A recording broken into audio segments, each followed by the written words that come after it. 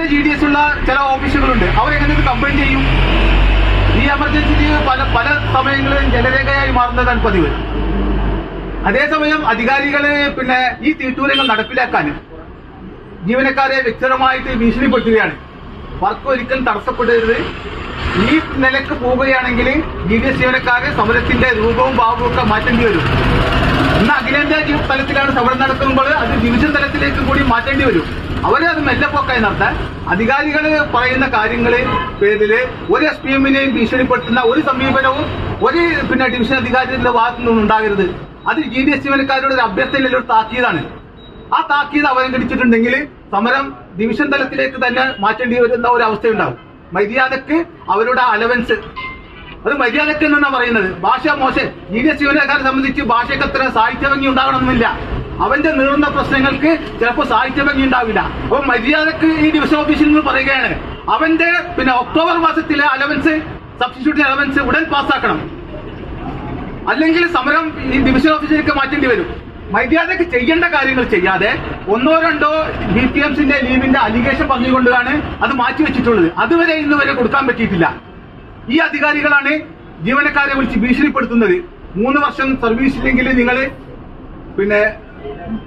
Terminate ചെയ്യാൻ അധികാരമുണ്ടെന്ന്. ഒരാളെ terminate ചെയ്തിട്ടുണ്ടെങ്കിൽ ഈ സമരം അവസാനിപ്പിച്ചാലും ആ പ്രശ്നത്തിന്റെ പേരിലായിരിക്കും സമരം നടക്കല്.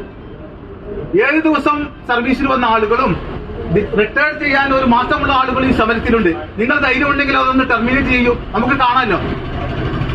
അപ്പം മര്യാദക്ക് നിന്നാൽ ഡിവിഷൻ അധികാരികൾക്ക് തന്നെ ഡിപ്പാർട്ട്മെന്റിൽ തന്നെ GDS ജീവനക്കാർക്ക് അവന് പ്രശ്നങ്ങൾ അതിജീവിക്കുമ്പോൾ അവന്റെ ഭാഷയ്ക്ക് അത്ര സാഹിത്യഭംഗി ഉണ്ടായിരുന്നു വരില്ല. നമ്മുടെ ഈ സമരം വളരെ ഭംഗിയായി നടക്കണം. അതിന് ഡിവിഷൻ അധികാരികൾക്ക് നിന്നുള്ള പ്രതികാര മനോഭാവം അവസാനിപ്പിക്കണം. മേലുദ്യോഗസ്ഥന്മാരുടെ കാര്യങ്ങൾ ജീവനക്കാരെ അറിയിക്കാം, ഇങ്ങനെ ഒരു നിർദ്ദേശം ഉണ്ടെന്ന് പറയാം. അതിനപ്പുറം അവനെ ഭീഷണിപ്പെടുത്തി സമരത്തിൽ നിന്ന് പിന്തിരിപ്പിച്ചിട്ടുണ്ടെങ്കിൽ അത് നമ്മൾ തമ്മിലുള്ള സമരമായി മാറും.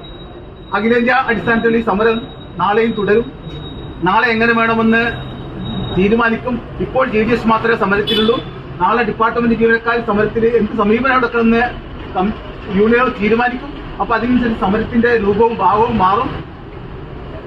ഈ സമരത്തിൽ ഇത്രയും ത്യാഗം സഹിച്ച് ഇവിടെ വന്ന മുഴുവൻ സഖാക്കൾക്കും അഭിവാദ്യം അർപ്പിക്കുന്നു. ഇനിയും ഇതേപോലെ ധർണയും പ്രതിഷേധ പരിപാടികളൊക്കെ ഡിവിഷൻ തലത്തിലും മറ്റു തലങ്ങളിലൊക്കെ ഉണ്ടാവും. RO തലത്തിലും സർക്കിൾ ഓഫീസ് തലത്തിലൊക്കെ അനുബന്ധ പരിപാടികൾ നടന്നുകൊണ്ടിരിക്കുകയാണ്.